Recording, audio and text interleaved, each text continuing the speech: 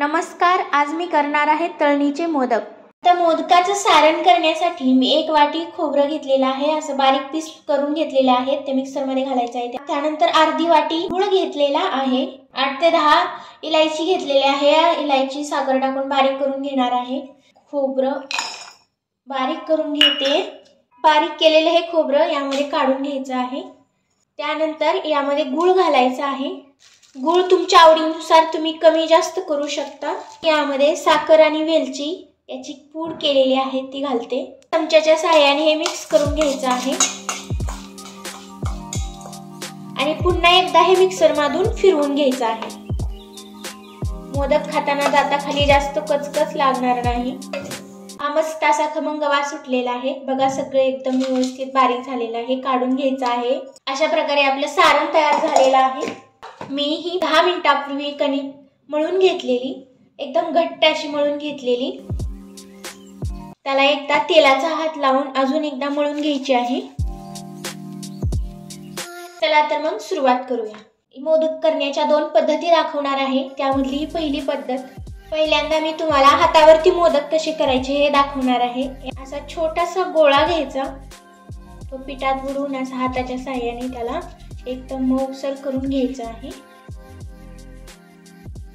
तो गोल करून घेतल्यानंतर त्याला पिठात बुडवून घ्यायचा आहे आणि दोन्ही हाताच्या सहाय्याने त्याला पसरवून घ्यायचा आहे।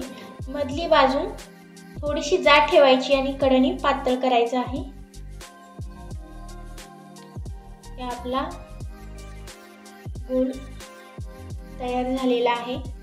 यामध्ये आता आपण तयार केलेलं सारण घालायचं आहे। हाताच्या साहाय्याने प्रेस करून घ्यायचा आहे। याचा गोलाकार असा उंडा तयार करून घ्यायचा आहे आणि याला वरती असं टोक आलेलं ते असंच प्रेस करून ठेवायचं आहे। बघा मस्त असा आपला मोदक तयार झालेला आहे।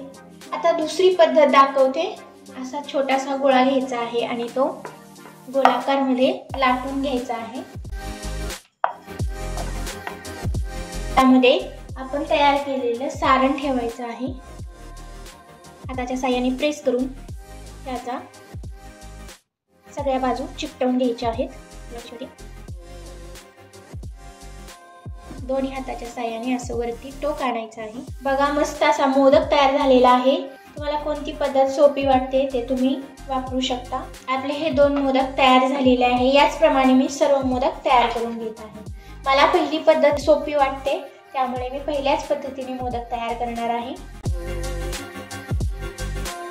अशा प्रकारे माझे मोदक तयार झालेले आहेत। तेल एकदम व्यवस्थित तापलेलं आहे। मोदक यामध्ये सोडून घ्यायचे आहे।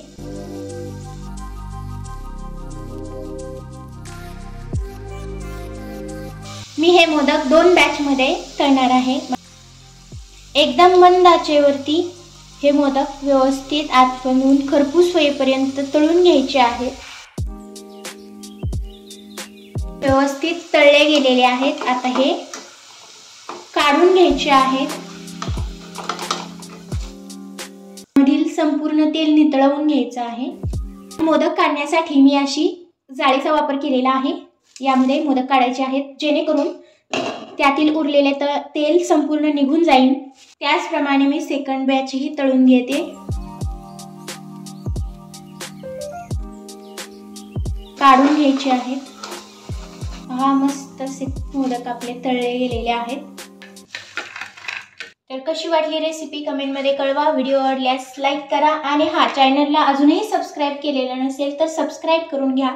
भेटूया अशाच एका नवीन रेसिपी सोबत। तोपर्यंत स्वस्थ रहा, मस्त रहा, आनंदी रहा।